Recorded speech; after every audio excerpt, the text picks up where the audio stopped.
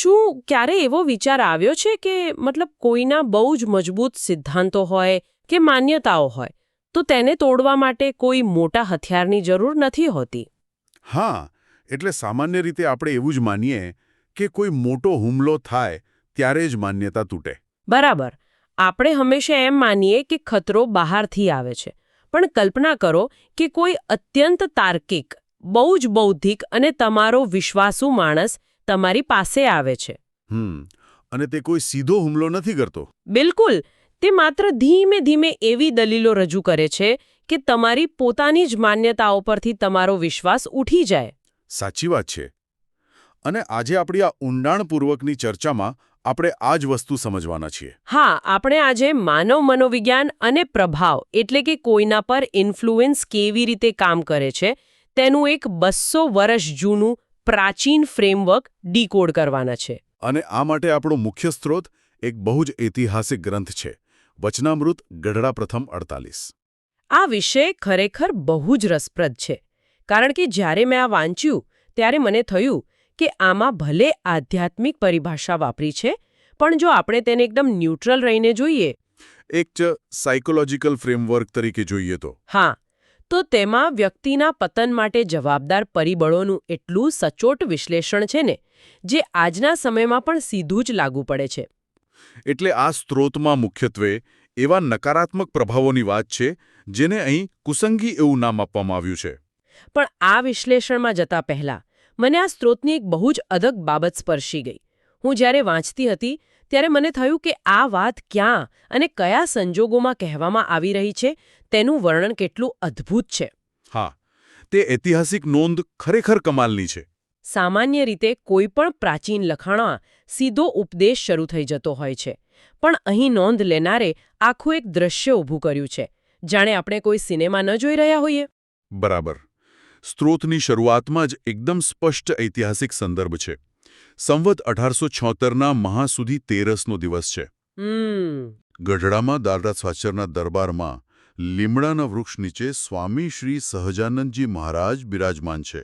અને વિગતો જુઓ તમે, એમણે શ્વેત વસ્ત્રો પહેર્યા છે, તેમનું મુખ પશ્ચિમ દિશા તરફ છે. હા, અને સામે વિશાળ સભા ભરાઈ છે. સંધ્યાકાળનો સમય છે. અને અજવાળા માટે 2 મશાલો પ્રજ્વલિત કરવામાં આવી છે.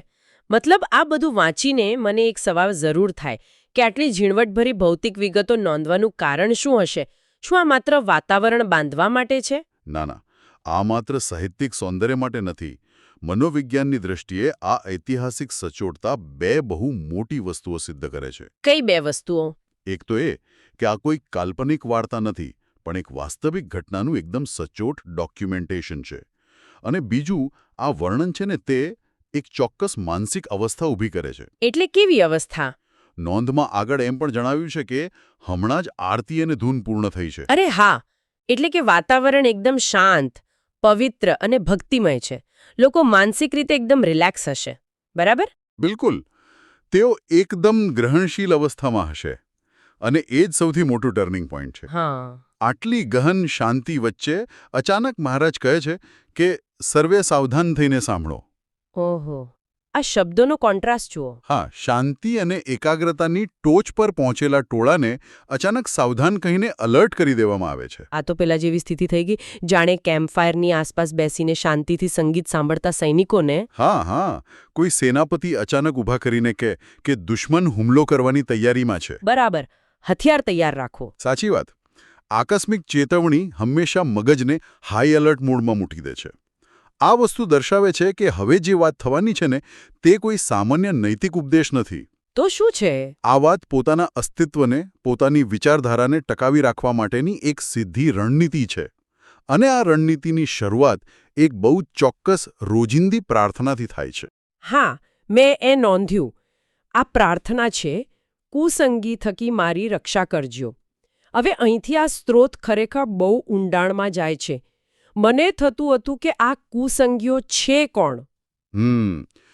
સ્ત્રોતમાં મુખ્યત્વે 4 પ્રકારના બાહ્ય શત્રુઓ અથવા કુસંગીઓનું વર્ગીકરણ છે. પહેલા 2ના નામ છે કુંડાપંથી અને શક્તિપંથી. મને આ થોડું સમજાવશો, કારણ કે આ શબ્દો કદાચ આજના પરિપ્રેક્ષ્યમાં સમજવા થોડા અઘરા પડે. ચોક્કસ. આને આપણે એકદમ બેઝિક હ્યુમન બિહેવિયર એટલે કે માનવીય વર્તનના સંદર્ભમાં સમજીએ. સ્ત્રોત મુજબ કુંડાપંથી એ છે જે વ્યક્તિને તેના વર્તમાનમાંથી છુકાડી દે. અહીં વર્તમાનનો અર્થ કોઈ કાળ નથી, પણ નિયમો, શિસ્ત અથવા ડિસિપ્લિન થાય છે. ઓકે, એટલે જે વ્યક્તિની શિસ્ત તોડાવે તે. અને શક્તિપંથી? શક્તિપંથી એ છે જે દારૂ કે માંસ જેવી વસ્તુઓનું સેવન કરાવીને વ્યક્તિને પોતાના ધર્મ કે નૈતિક પથ પરથી ભ્રષ્ટ કરે. તો જો હું આને આધુનિક સંદર્ભમાં જોઉં તો શું આ માત્ર ખરાબ સોબત કે કોઈ વ્યસનની જ વાત છે? ઉપર છલ્લી રીતે જોઈએ તો હા, એવું જ લાગે. પણ જો આપણે આના મિકેનિઝમ પર થોડું ધ્યાન આપીએ ને તો સમજાશે કે આ માત્ર વ્યસનની વાત નથી. તો પછી શેની વાત છે? આ બાઉન્ડ્રી પુશિંગની વાત છે. આ બે પ્રકારના પ્રભાવો વ્યક્તિની વર્તણૂક અને તેના શારીરિક આચરણ પર સીધો હુમલો કરે છે. અરે વાહ! આ વાતને હું એક ફિટનેસના ઉદાહરણથી સમજાવવાનો પ્રયાસ કરું. હા, કહો ને. માની લો કે કોઈ વ્યક્તિએ વર્ષોની મહેનતથી પોતાના માટે એક બહુ કડક ડાયટ અને વર્કઆઉટનું રૂટીન બનાવ્યું છે. આ તેનું ડિસિપ્લિન છે. બરાબર. હવે તેનો કોઈ મિત્ર તેને કહે કે અરે, એક દિવસ જંક ફૂડ ખાવાથી શું થઈ જશે? હા, આવું તો બહુ સામાન્ય છે. અને ધીમે ધીમે એ મિત્ર તેને રોજ કસરત છોડવા અને અનિયમિત જીવન જીવવા પ્રેરે છે. તો શું આપણે આને પહેલા પ્રકારનો હુમલો ગણી શકીએ? આ બહુ જ સચોટ સમાનતા છે. કુંડાપંથી અને શક્તિપંથી એવા જ પ્રભાવો છે જે વ્યક્તિના આચરણને ધીમે ધીમે બગાડે છે. એટલે તેઓ તમારી શિસ્ત તોડે છે. બિલકુલ. મનોવિજ્ઞાન પણ એવું જ કહે છે કે જ્યારે કોઈ વ્યક્તિ પોતાના જ બનાવેલા નાના નાના નિયમો તોડવાનું શરૂ કરે છે ને ત્યારે તેની આત્મસન્માનની ભાવના નબળી પડે છે. સાચી વાત છે. જ્યારે આપણે નક્કી કર્યું હોય અને ન કરી શકીએ ત્યારે અંદરથી થોડું ખરાબ તો લાગે જ. હા, અને જ્યારે તમારું શારીરિક અને નૈતિક માળખું નબળું હોય ત્યારે તમે વધુ મોટા વૈચારિક હુમલાઓ માટે એકદમ સરળ શિકાર બની જાઓ છો. આ બહુ જ રસપ્રદ પોઈન્ટ છે. એટલે કે વર્તનમાં આવેલી શિથિલતા છે ને એ મગજના દરવાજા ખોલી આપે છે. એકદમ સાચું. પણ હવે અહીં મને એક મોટો પ્રશ્ન ઊભો થાય છે. જો કોઈ વ્યક્તિ પોતાનું વર્તન એકદમ શુદ્ધ રાખે છે, બહુ કડક નિયમો પાળે છે, તો શું તે સુરક્ષિત છે? એવું જરૂરી નથી. કારણ કે સ્ત્રોત અહીંથી એક બહુ જ મોટો અને અણધાર્યો વળાંક લે છે. મેં જોયું કે આગળના બે પ્રકારના કુસંગીઓ કોઈ વ્યસન નથી કરાવતા. અને આ જ આ ગ્રંથની સૌથી મોટી ખૂબી છે. તે શારીરિક હુમલાઓથી આગળ વધીને સીધા બૌદ્ધિક અને વૈચારિક પડકારોની વાત કરે છે. ત્રીજા પ્રકારના કુસંગી તરીકે અહીં શુષ્ક વેદાંતી અને ચોથા તરીકે નાસ્તિકનો ઉલ્લેખ કરવામાં આવ્યો છે. આ બંને વિશે વાંચીને મને ખરેખર આશ્ચર્ય થયું હતું. સ્ત્રોત મુજબ શુષ્ક વેદાંતી એ છે જે ભગવાનના ધામ, તેમના દિવ્ય આકાર અને મૂર્તિઓને ખોટી સાબિત કરે છે. બરાબર. જ્યારે નાસ્તિક માત્ર કર્મને જ સાચું માને છે અને પરમેશ્વરને ખોટા દેખાડે છે. હા. આ બંને કોઈ ગુંડાઓ કે અપરાધીઓ તો નથી લાગતા.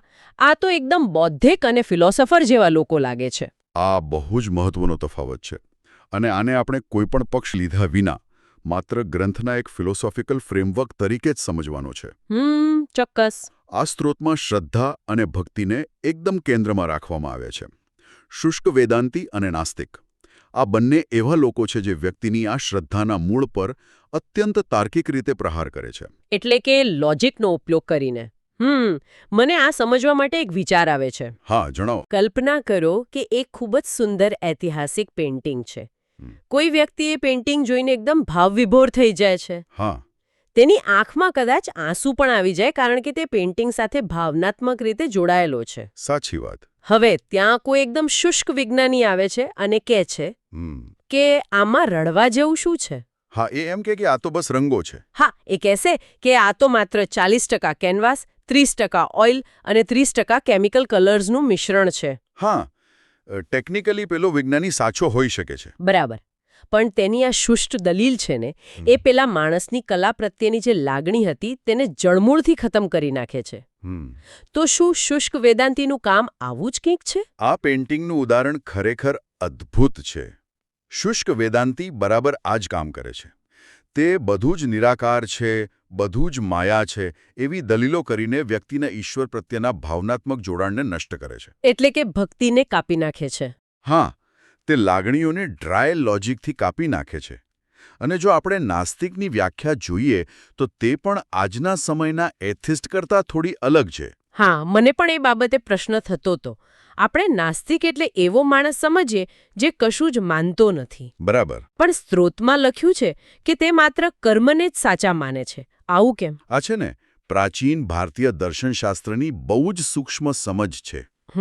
અહીં નાસ્તિક એવો વ્યક્તિ છે જે કોઝ એન્ડ ઇફેક્ટ એટલે કે કાર્ય અને કારણના સિદ્ધાંતમાં તો પૂરેપૂરો માને છે કે તમે જેવું કામ કરશો તેવું ફળ મળશે. બરાબર, એ તો સારો સિદ્ધાંત કહેવાય ને. હા, પરંતુ તે માને છે કે આ આખી વ્યવસ્થા આપમેળે જ ચાલે છે.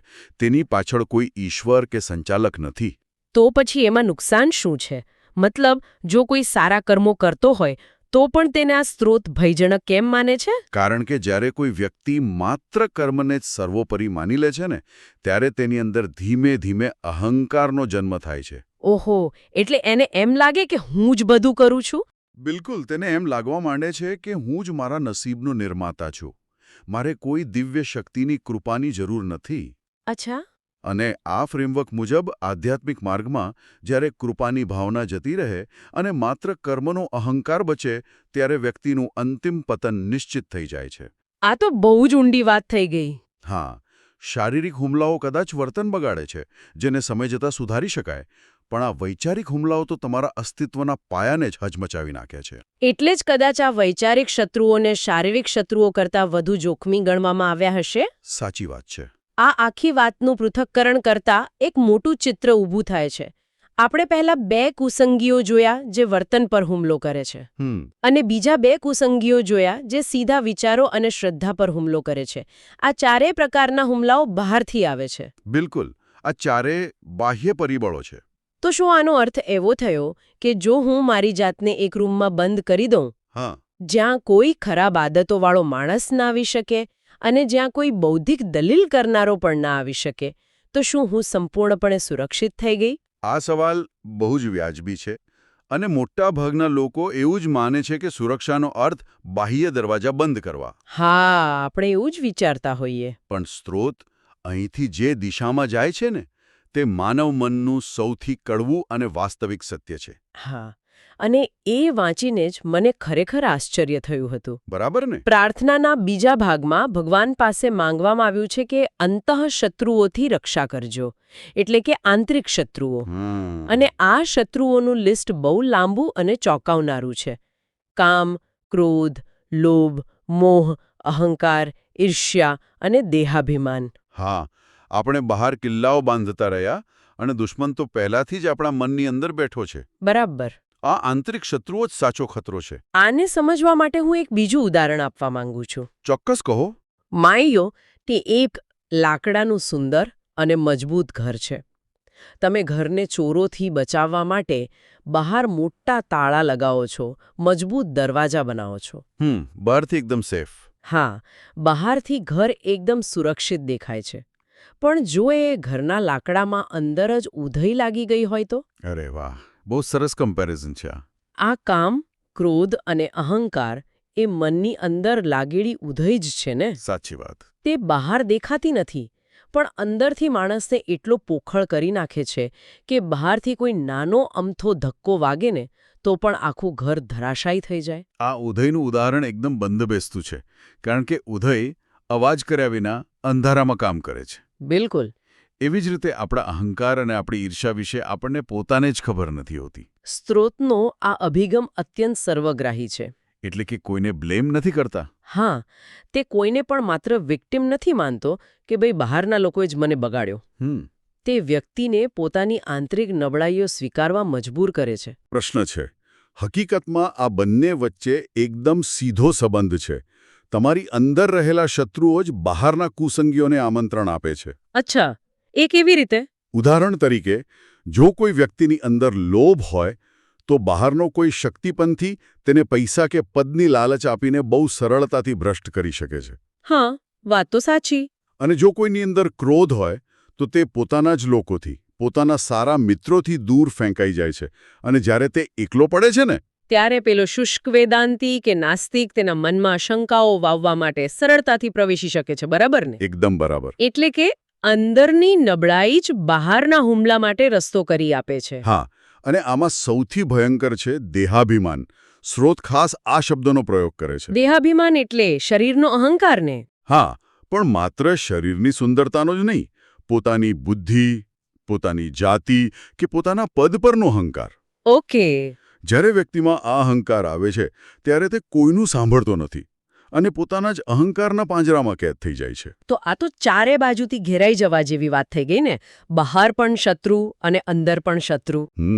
સ્થિતિ થોડી ગંભીર તો છે. તો પછી આમાંથી બચવાનો કોઈ ઉપાય છે ખરો? કે માત્ર ડરીને જ જીવવાનું છે આપણે? સ્ત્રોત આનો શું ઉકેલ આપ્યો છે? જુઓ, સ્ત્રોત ક્યારે સમસ્યા બતાવીને એમ જ છોડી દેતો નથી. અંતમાં બહુ જ સ્પષ્ટ ઉકેલ આપવામાં આવ્યો છે. શું છે એ ઉકેલ? પ્રાર્થનાના અંતિમ ભાગમાં કહ્યું છે કે નિત્ય ભગવાનના ભક્તનો સમાગમ આપજો. એટલે કે સારી સોબત. હા, પણ આ માત્ર દુનિયાથી અલગ થઈ જવાની વાત નથી. મનોવિજ્ઞાન પણ કહે છે કે તમે માત્ર નકારાત્મક વિચારોને દબાવી ન શકો. હા, રિપ્લેસ કરવા પડે. બિલકુલ. તમારે તેને સકારાત્મક વિચારોથી રિપ્લેસ કરવા પડે. જ્યારે વ્યક્તિ એવા લોકોના સંપર્કમાં રહે છે જેઓ પોતે શિસ્તબદ્ધ છે, જેમની શ્રદ્ધા મજબૂત છે, ત્યારે તે એક સામાજિક અને આધ્યાત્મિક સુરક્ષા કવચ બની જાય છે. આ બહુ જ પ્રેક્ટિકલ વાત છે. પણ છેલ્લે એ પણ લખ્યું છે કે આ કુસંગીઓ અને આંતરિક શત્રુઓથી નિરંતર ડરતા રહેવું. હવે ડરતા રહેવું શબ્દ સાંભળીને થોડું નકારાત્મક જેવું લાગે. શું કોઈ વ્યક્તિએ આખી જિંદગી ભયભીત થઈને જ જીવવાનું છે? ના ના, અહીં ડર શબ્દનો અર્થ પેરેનોયા કે ભયભીત રહેવાનો બિલકુલ નથી. સુરક્ષાના સંદર્ભમાં આનો અર્થ થાય છે કોન્સ્ટન્ટ વિજિલન્સ. એટલે કે સતત જાગૃતિ. હા, કારણ કે અહંકાર કે ક્રોધ એવા શત્રુઓ નથી જેને તમે એકવાર હરાવી દો એટલે વાત પૂરી થઈ જાય. સાચી વાત છે. તો પાછા આવી શકે? બિલકુલ. તે કોઈ પણ ઉંમરે અને કોઈ પણ સમયે પાછા આવી શકે છે. એટલે સતત સાવધ રહેવું એ જ વાસ્તવિક રક્ષા છે. આજે આપણે ખરેખર માનવ મનના બહુ જ ઊંડા સ્તરો સુધી પહોંચ્યા છીએ. હા, બહુ મજા આવી ચર્ચામાં. ગઢડાના દરબારના પેલા શાંત વાતાવરણમાં, પેલી બે મશાલોના અજવાળામાં જે વાત શરૂ થઈ હતી, તે સીધી આપણા મનના અંધારા ખૂણાઓ સુધી પહોંચી. આપણે જોયું કે કેવી રીતે આચરણ બગાડનારા બાહ્ય પ્રભાવો, ત્યારબાદ તાર્કિક દલીલોથી શ્રદ્ધા તોડનારા વૈચારિક શત્રુઓ અને છેલ્લે આપણા જ મનમાં પેલી ઊંધઈની જેમ કામ કરતા આંતરિક શત્રુઓ, આ આખી એક સાયકોલોજીકલ ઇકોસિસ્ટમ છે. બિલકુલ. અને આ ફ્રેમવર્કની સુંદરતા જે છે કે તે તમને બીજા પર દોષારોપણ કરવાથી રોકે છે. હા, અને તમારી પોતાની જાગૃતિ પર ધ્યાન કેન્દ્રિત કરવાનું શીખવે છે. આપણે જે કંઈ પણ સાંભળીએ છીએ, કોની સાથે બેસીએ છીએ, કેવી ચર્ચાઓ કરીએ છીએ, આ બધું જ ધીમે ધીમે આપણું આંતરિક માળખું ઘડે છે. એકદમ સાચી વાત છે. આ ઊંડાણપૂર્વકના સત્રના અંતે એક વિચાર એવો છે જે મને સતત મૂંઝવી રહ્યો છે, અને કદાચ સાંભળનારાઓ માટે પણ આ એક એવો પ્રશ્ન બની રહેશે જેના પર તેઓ લાંબો સમય વિચાર કરી શકે. હા, કયો વિચાર? આખા સ્ત્રોતમાં આપણે જોયું કે સતત રક્ષાની માંગણી છે, દુશ્મનો પર સતત નજર રાખવાની વાત છે. તો શું આધ્યાત્મિક કે માનસિક શાંતિનો અર્થ આ શક્તિઓ સામે આખી જિંદગી એક અંતહીન યુદ્ધ લડતા રહેવો એવો છે? બહુ ઊંડો પ્રશ્ન છે આ. શું આપણે આજીવન માત્ર બચાવ જ કરવાનો છે, કે પછી વાસ્તવિક મુક્તિ આ નબળાઈઓને માત્ર ઓળખીને તેમાંથી પસાર થઈને એવી અવસ્થાએ પહોંચવામાં છે જ્યાં કોઈ પણ હુમલો, પછી તે બહારથી હોય કે અંદરથી, સાવ અર્થહીન બની જાય? શું આપણે આપણો કિલ્લો એટલો મજબૂત બનાવવાનો છે કે પછી કિલ્લાની જરૂર જ ન રહે એવા બનવાનું છે? આ એક એવો પ્રશ્ન છે જે દરેકે પોતાની જાતને પૂછવા જેવો છે. ધારો કે કોઈ વ્યક્તિએ એક અત્યંત સુંદર બગીચો બનાવ્યો છે. બહુ જ મહેનત કરીને, રાઈટ? હા, વર્ષોની મહેનત છે. શ્રેષ્ઠ ખાતર નાખ્યું છે, મોંઘા અને દુર્લભ છોડ વાવ્યા છે, અને રોજ સવારે ઉઠીને તમને ખબર છે નિયમિત પાણી પણ પાય છે. બરાબર. બધું એકદમ આદર્શ ચાલી રહ્યું છે. એક્ઝેક્ટલી. પણ એ બગીચાની ફરતે કોઈ મજબૂત વાડ કે દિવાલ જ ચણવામાં આવી નથી.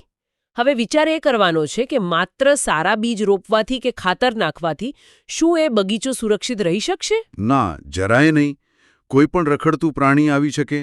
રાઈટ? અથવા કોઈ મોટું વાવાઝોડું આવે તો એક જ રાતમાં આખી જિંદગીની મહેનત ખેદાન મેદાન થઈ શકે છે. આપણા મન અને આધ્યાત્મિક જીવનનું પણ કંઈક આવું જ છે. સાચી વાત છે. સામાન્ય રીતે લોકો એવું જ માનતા હોય છે કે જીવનમાં સારા કાર્યો કરવા કે પછી પૂજાપાઠ કરવા અને પોઝિટિવ રહેવું, એટલે કે હકારાત્મક રહેવું, એ જ માનસિક શાંતિ માટે પૂરતું છે. હા, હું પણ પહેલા એવી જ વિચારતી હતી. પણ આજે આપણે જે વિશ્લેષણ કરવાના છીએ તે આખી માન્યતાને સંપૂર્ણપણે બદલી નાખશે. સ્વાગત છે આજની આ ગહન ચર્ચામાં.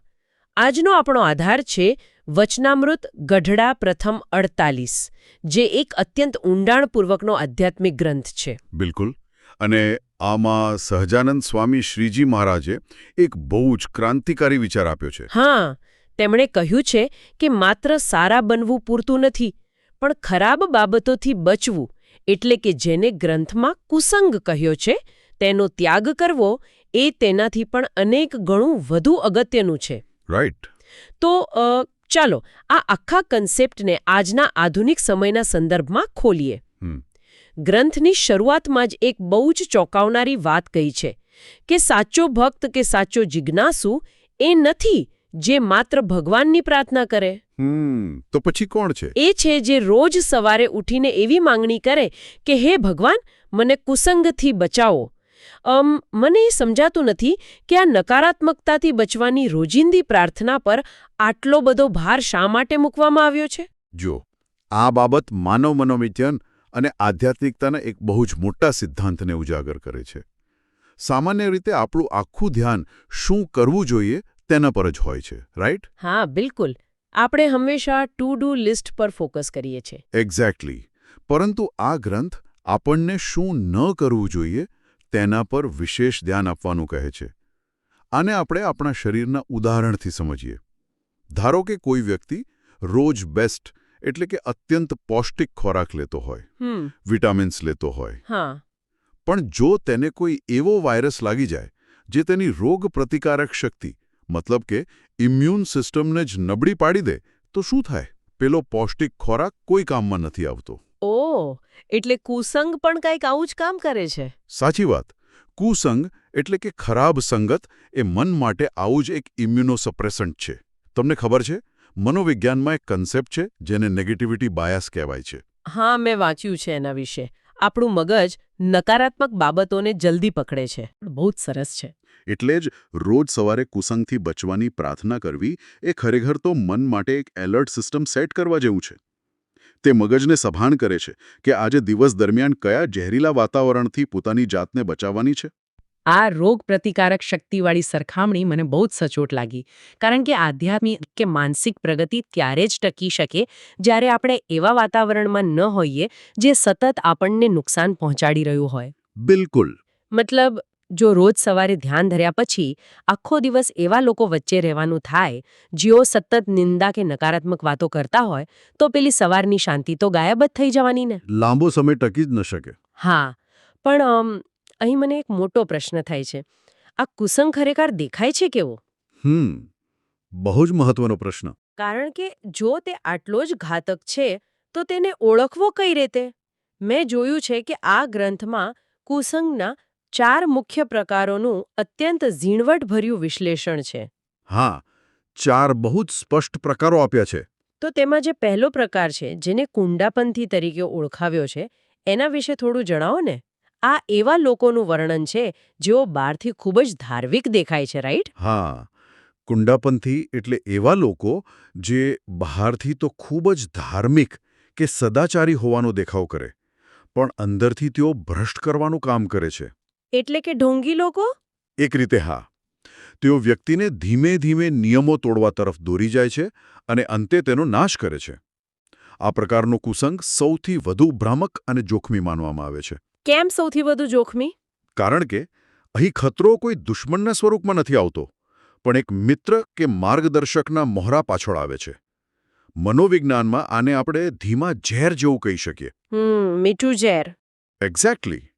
આવા લોકો શરૂઆતમાં તમારા મૂલ્યોની અને સિદ્ધાંતોની બહુ જ પ્રશંસા કરશે, પણ ધીમે ધીમે બહુ જ ચાલાકીથી તેઓ મનમાં એવા વિચારો રોપે છે કે આટલું બધું ચુસ્ત રહેવાની શું જરૂર છે?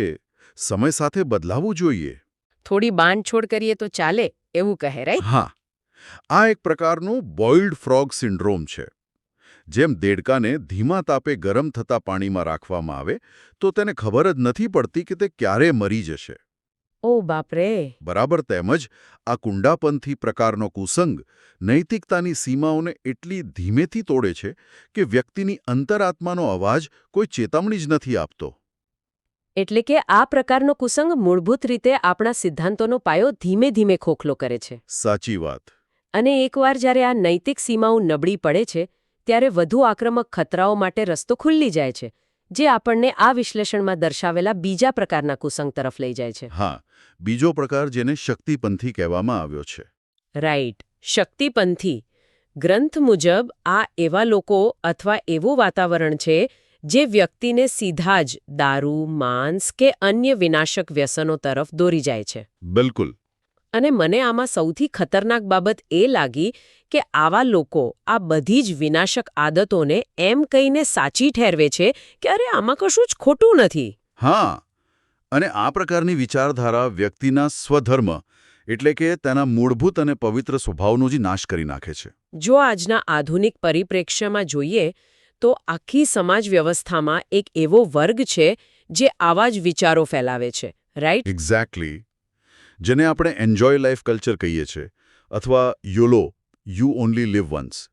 આના નામે વિનાશક આદતોને બિલકુલ સામાન્ય બનાવવામાં આવે છે. હા, જાણે કે એ જ સાચું જીવન છે. આ શક્તિપંથી પ્રકારના કુસંગની કામ કરવાની રીત સમજવા જેવી છે.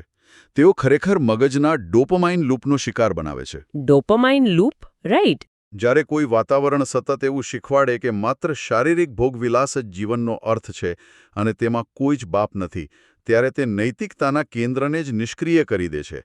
આનાથી નુકસાન એ થાય છે કે વ્યક્તિ લાંબા ગાળાના આત્મવિકાસને સાવ ભૂલીને માત્ર ક્ષણિક આવેગોનો ગુલામ બની જાય છે. એટલે જ્યારે ખરાબ કર્મોને આધુનિકતા કે મોડર્ન હોવાનું નામ આપી દેવામાં આવે ત્યારે વ્યક્તિનું પોતાના મૂળ સ્વભાવથી જે ભટકાવ થાય છે તે તેને ઊંડી માનસિક ખાઈમાં ધકેલી દે છે. બિલકુલ. આ બે પ્રકારો તો સીધા વર્તન અને આદતોને લગતા હતા. રાઈટ? પણ આ બે પ્રકારો સમજ્યા પછી આ ગ્રંથ એક બહુ જ રસપ્રદ અને થોડા જટિલ પ્રકારના બૌદ્ધિક કુસંગની વાત કરે છે. જે ત્રીજો પ્રકાર છે, શુષ્ક વેદાંતી. હા, શુષ્ક વેદાંતી. આ બહુ જ ડીપ છે. શબ્દ સાંભળવામાં થોડો ભારે લાગે છે, પણ તેનું વર્ણન એવું છે કે આ એવા લોકો છે જે ભગવાનના સ્વરૂપને જ નકારે છે. હા, તેઓ કહે છે કે ભગવાન તો નિરાકાર છે, મૂર્તિ પૂજા ખોટી છે. બરાબર. અને આના પરિણામે થાય છે એવું કે વ્યક્તિના હૃદયમાંથી ભગવાન કે પરમ શક્તિ પ્રત્યેનો પ્રેમ અને ભક્તિ સંપૂર્ણપણે તૂટી જાય છે. સાચી વાત છે. પણ મને આ બાબતનું વિશ્લેષણ કરતા એક બહુ જ તાર્કિક પ્રશ્ન ઊભો થાય છે. હા, બોલો ને. મતલબ, જો કોઈ વ્યક્તિ સામાન્ય જિજ્ઞાસાથી એમ વિચારે કે આ બ્રહ્માંડનું મૂળ સ્વરૂપ શું છે અથવા કોઈ પ્રથા પાછળના કારણો શું છે, તો શું એ માત્ર તર્ક કરવાથી કુસંગ થઈ જાય? સારો પ્રશ્ન છે. ખરા અર્થમાં બૌદ્ધિક જિજ્ઞાસુ હોવું અને શુષ્ક વેદાંતી બનીને ભક્તિ ગુમાવી દેવા વચ્ચેની પેલી પાતળી ભેદરેખા ક્યાં છે? હું સમજાવું. આ પ્રશ્ન ખરેખર આધ્યાત્મિક મનોવિજ્ઞાનના કેન્દ્રમાં છે અને તેને સમજવો અત્યંત જરૂરી છે. કારણ કે તર્ક કરવો કે જિજ્ઞાસા હોવી એ ક્યારેય નકારાત્મક બાબત નથી. રાઈટ? જિજ્ઞાસા તો જરૂરી છે. બિલકુલ. પરંતુ અહીં જે શુષ્ક વેદાંતી શબ્દ પ્રયોગ થયો છે તેમાં શુષ્ક એટલે કે કોરું અથવા ભાવનાઓ વગરનું એ શબ્દ બહુ મહત્વનો છે. ઓહ, એટલે ડ્રાય ઇન્ટેલેક્ટ? એક્ઝેક્ટલી. જ્યારે તર્ક એ હદે અહંકારી બની જાય કે તે શ્રદ્ધા, પ્રેમ અને સમર્પણની મજાક ઉડાવવા લાગે ત્યારે તે કુસંગ બને છે. આની પાછળનું મિકેનિઝમ એ છે કે માનવ જીવનમાં જ્યારે મુશ્કેલીઓ આવે છે ત્યારે ટકી રહેવા માટે આપણને ભાવનાત્મક ટેકાની જરૂર પડે છે. હા, ઇમોશનલ સપોર્ટ તો જોઈએ જ. અને મૂર્તિ પૂજા કે પરમ શક્તિ પ્રત્યેનો પ્રેમ એ મનને એકાગ્ર કરવાનું અને હૃદયને હળવું કરવાનું એક અત્યંત શક્તિશાળી માધ્યમ છે. શુષ્ક તર્ક માત્ર ભરોસાને એક ગણિતના કોયડાની જેમ જુએ છે. બધું જ લોજિકથી માપે છે. રાઈટ. જ્યારે કોઈ આ ભાવનાત્મક માધ્યમને જ તુચ્છ ગણાવી દે ત્યારે તે વ્યક્તિ પાસેથી તેનો સૌથી મોટો આધાર છીનવી લે છે. પરિણામે વ્યક્તિ બૌદ્ધિક રીતે કદાચ ખૂબ જ જ્ઞાની દેખાય, પણ અંદરથી તે ભાવનાત્મક રીતે સાવ ખાલીખમ અને અસુરક્ષિત થઈ જાય છે. વાહ, આ બહુ ઊંડી વાત કહી તમે. જ્યાં શ્રદ્ધા અને પ્રેમ નથી ત્યાં માત્ર બૌદ્ધિક અહંકાર વધે છે, જે ખરેખર આધ્યાત્મિક મૃત્યુ સમાન છે. એટલે કે જ્યારે તર્ક એ અહંકારનું હથિયાર બનીને મનની શાંતિ અને ભાવનાત્મક આધારને તોડવા લાગે ત્યારે તે જ્ઞાન મટીને કુસંગ બની જાય છે. એકદમ પરફેક્ટ સમજ્યા તમે. અને જ્યારે હૃદયમાંથી આ પ્રેમ અને શ્રદ્ધા સંપૂર્ણપણે સુકાઈ જાય છે ત્યારે વ્યક્તિ ચોથા અને સૌથી આત્યંતિક પ્રકારના કુસંગ તરફ ધકેલાય છે. હા, જે છેલ્લો પ્રકાર છે. જેને ગ્રંથમાં નાસ્તિક કહ્યો છે. આ એવા લોકોનું વર્ણન છે જેઓ ભગવાનના અસ્તિત્વને જ સંપૂર્ણપણે નકારી કાઢે છે, માત્ર કર્મને જ સત્ય માને છે અને પવિત્ર શાસ્ત્રોનું અપમાન કરે છે. સાચી વાત છે. આ વિશ્લેષણ બહુ જ સ્પષ્ટ કરે છે કે જ્યારે વ્યક્તિ આ પ્રકારના સંગમાં પડે છે ત્યારે તેનું આધ્યાત્મિક અને નૈતિક પતન સંપૂર્ણ અને નિશ્ચિત બની જાય છે. આ નાસ્તિકતાના તબક્કાને સમજવા માટે તેના મૂળમાં રહેલા અહંકારને જોવો પડે. જુઓ, જ્યારે અસ્તિત્વની કોઈ પરમ અને વિશાળ શક્તિ પરથી જ વિશ્વાસ ઉઠી જાય ત્યારે વ્યક્તિ એવું માનવા લાગે છે કે આ દુનિયામાં માત્ર તે પોતે જ સર્વોપરી છે. હા, હું જ બધું ચલાવું છું એવો ભાવ. એક્ઝેક્ટલી. માત્ર મારા કરવાથી જ બધું થાય છે એવો એક આત્યંતિક અહંકાર જન્મ લે છે. જ્યારે કોઈ પણ વ્યક્તિ પોતાને જ કેન્દ્રમાં રાખીને દુનિયાનું મૂલ્યાંકન કરે ત્યારે તેના માટે નૈતિકતાના કોઈ સાર્વત્રિક નિયમો એટલે કે યુનિવર્સલ રૂલ્સ રહેતા જ નથી. તેના માટે સાચું અને ખોટું માત્ર તેની પોતાની અનુકૂળતા મુજબ બદલાતું રહે છે. રાઈટ. અને જ્યારે શાસ્ત્રો કે મહાન પરંપરાઓ પ્રત્યે આદર નથી રહેતો ત્યારે વ્યક્તિની અંદરની નમ્રતા ખતમ થઈ જાય છે. અને નમ્રતા વિના તો પ્રગતિ ક્યાંથી થવાની? બિલકુલ નહીં. નમ્રતા વિના કોઈ પણ પ્રકારનો વિકાસ, પછી તે આધ્યાત્મિક હોય કે માનસિક, તે શક્ય જ નથી.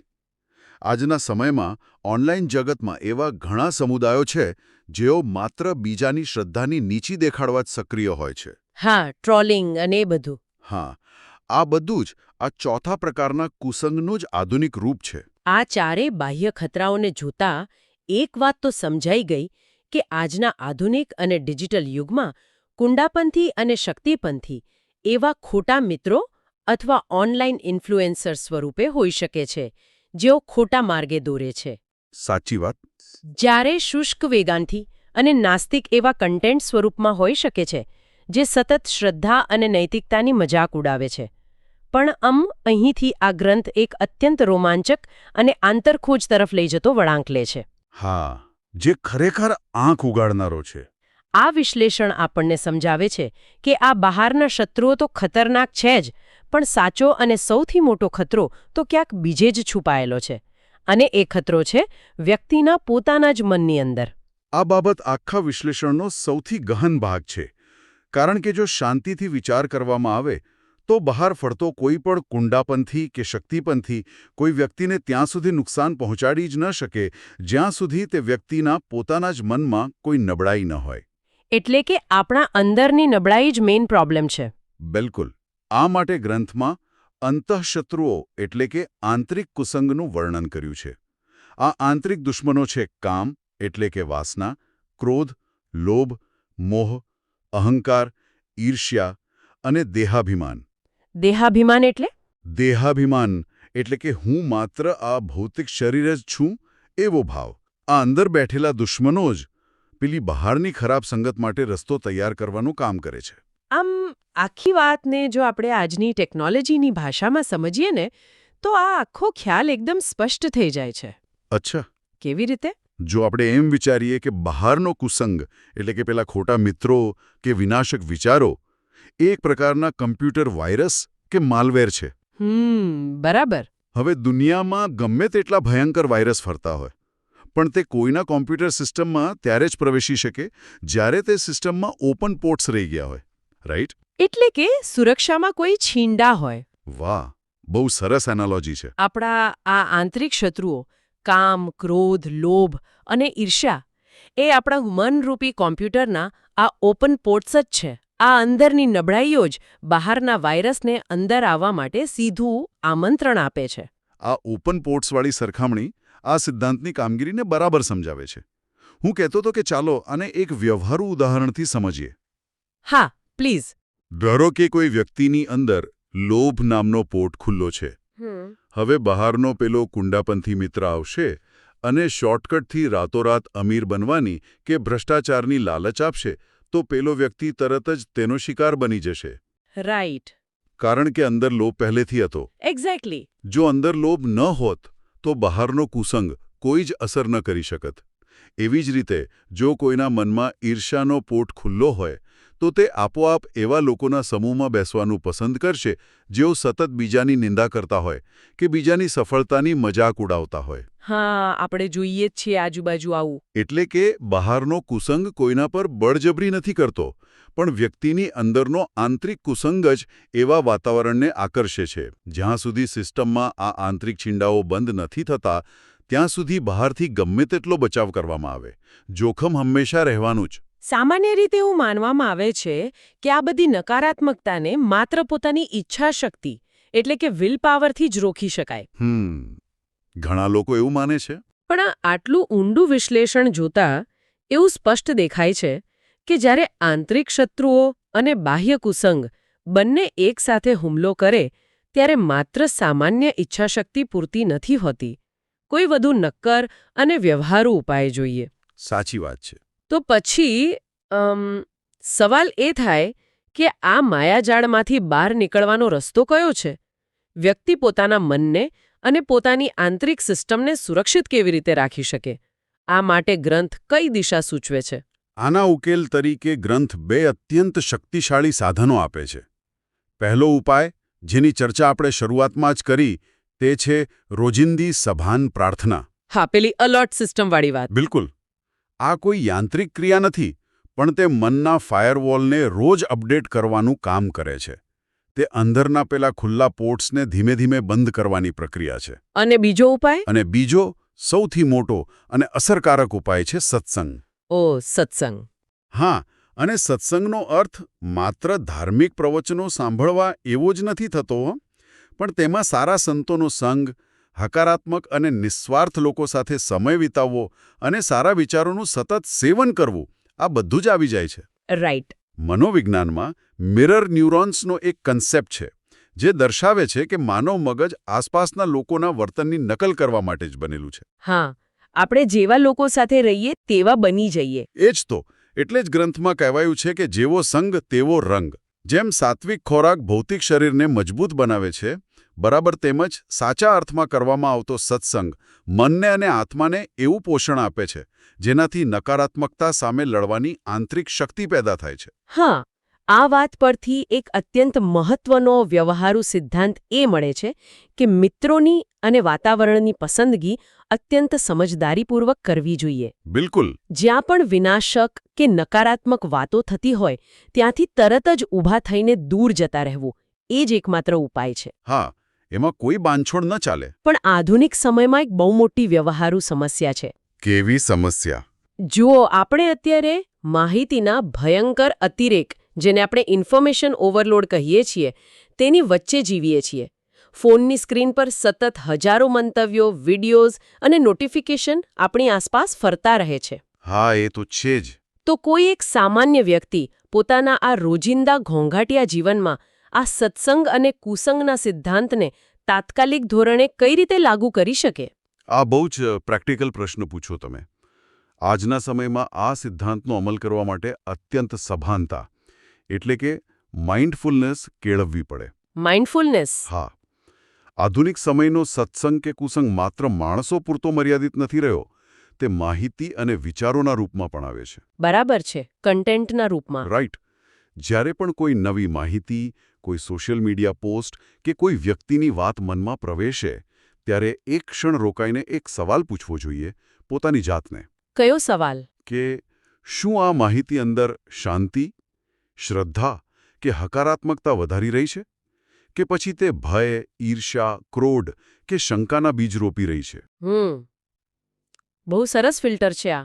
જો તે વાતથી અંદરના પેલા કામ, ક્રોધ કે લોભ જેવા શત્રુઓને પોષણ મળતું હોય તો સમજી લેવાનું કે તે આજના સમયનો આધુનિક કુસંગ છે. તો પછી શું કરવું? આવા સંજોગોમાં તે ગ્રુપમાંથી કે તે ડિજિટલ સ્પેસમાંથી નિર્દયતાપૂર્વક દૂર થઈ જવું એ જ સૌથી શ્રેષ્ઠ ઉપાય છે. સારા વિચારો ઉમેરવા કરતાં પણ ઝેરીલા પ્રવાહોને કાપવા એ માનસિક સ્વાસ્થ્ય માટે વધુ જરૂરી છે. આ ખરેખર એક એવો દ્રષ્ટિકોણ છે જે રોજબરોજના જીવનની નાની નાની પસંદગીઓને એક બહુ જ મોટો અને નવો અર્થ આપે છે. સાચી વાત છે. તો ચાલો આજના આ આખા ઊંડાણપૂર્વકના વિશ્લેષણનો નિષ્કર્ષ તારવીએ. આ ચર્ચા પરથી એક વાત સ્પષ્ટ થાય છે કે આધ્યાત્મિક માર્ગ પર ચાલવું, સારા કર્મો કરવા કે નિયમો પાળવા એ કદાચ એક સમયે સરળ હોઈ શકે, પણ પોતાના મનની નબળાઈઓને સ્વીકારીને, કુસંગને ઓળખીને તેનો સંપૂર્ણ ત્યાગ કરવો એ સૌથી મુશ્કેલ અને ખરા અર્થમાં સૌથી અગત્યનું કામ છે. બિલકુલ. આપણે શરૂઆતમાં જે બગીચાનું ઉદાહરણ લીધું હતું એ બગીચાની સુંદરતા લાંબો સમય ત્યારે જ ટકી રહેશે જો તેની ફરતે એવી અદૃશ્ય પણ મજબૂત વાડ હશે જે ઝેરીલા પ્રવાહોને અંદર આવતા રોકી શકશે. માત્ર સારા બનવાના પ્રયાસો કરવા પૂરતા નથી, પણ એ પ્રયાસોની આસપાસ નકારાત્મક અસરોને કાપતા શીખવું એ જ સાચી આધ્યાત્મિક અને માનસિક પ્રગતિનો પાયો છે. નિશંકપણે વચનામૃત ગઢડા પ્રથમ 48માં વર્ણવેલા આ 4 પ્રકારના કુસંગીઓ અને અંતઃશત્રુઓનું જે જ્ઞાન છે તે કોઈ માત્ર પરંપરાગત ઉપદેશ નથી, પરંતુ તે માનવ મન અને તેની આસપાસના વાતાવરણ વચ્ચેના સંબંધનું એક શ્રેષ્ઠ મનોવૈજ્ઞાનિક વિશ્લેષણ છે. એક્ઝેક્ટલી. તે આપણને આપણી આસપાસની વાડ મજબૂત બનાવવાની કળા શીખવે છે. તો આજની આ ગહન ચર્ચાના અંતે એક એવો વિચાર રજૂ કરીએ જે કદાચ લાંબા સમય સુધી મનમાં ગુંજતો રહે અને આપણે બધાને થોડું વધારે વિચારવા મજબૂર કરે. હા, ચોક્કસ. આપણે આ ચર્ચામાં વારંવાર એક સિદ્ધાંતનો ઉલ્લેખ કર્યો કે જેવો સંગ તેવો રંગ. પહેલાના સમયમાં સંઘ માત્ર જીવંત માણસોનો જ થતો હતો, પણ આજના ડિજિટલ યુગમાં શું કોઈને ક્યારે એવો વિચાર આવે છે કે આપણા સ્માર્ટફોનની અંદર રહેલા અદૃશ્ય અલ્ગોરિધમ્સ સતત આપણા માટે કેવો નવો સંઘ ઊભો કરી રહ્યા છે? આ ખરેખર અત્યંત ચોંકાવનારો વિચાર છે, કારણ કે આ અલ્ગોરિધમ્સની ડિઝાઇન જ એવી હોય છે કે તે કોઈપણ વ્યક્તિના મનના પેલા ઓપન પોર્ટ્સ એટલે કે તેની સૌથી મોટી નબળાઈઓને જોડખી કાઢે છે. રાઈટ. જો તમારા અંદર ક્રોધ હશે તો તે સતત ગુસ્સો અપાવે તેવા જ વિડીયો બતાવશે. બિલકુલ. અને એટલે જે ગંભીરતાથી વિચારવા જેવું છે કે આપણે રોજ જે કન્ટેન્ટ સ્ક્રોલ કરીએ છીએ, સ્ક્રીન પર જે દુનિયા જોઈએ છીએ, શું તે અદૃશ્ય રીતે આપણા માટે સત્સંગનું કામ કરીને મનને પોષણ આપી રહી છે? કે પછી તે કુંડાપંથી કે શક્તિપંથી જેવા કોઈ કુસંગનું ડિજિટલ રૂપ લઈને ધીમે ધીમે આપણા વિચારો અને મૂલ્યોનું પતન કરી રહી છે? વિચારવા જેવી વાત છે. હા, આપણા મનના બગીચાની ફરતે જે વાડ બનાવી છે તેમાં ક્યાંક ડિજિટલ દુનિયાનું કોઈ અદૃશ્ય છીંડું તો નથી રહી ગયું ને? આ એક એવો પ્રશ્ન છે જેના વિશે ચોક્કસથી આંતરખોજ કરવા જેવી છે. આવજો.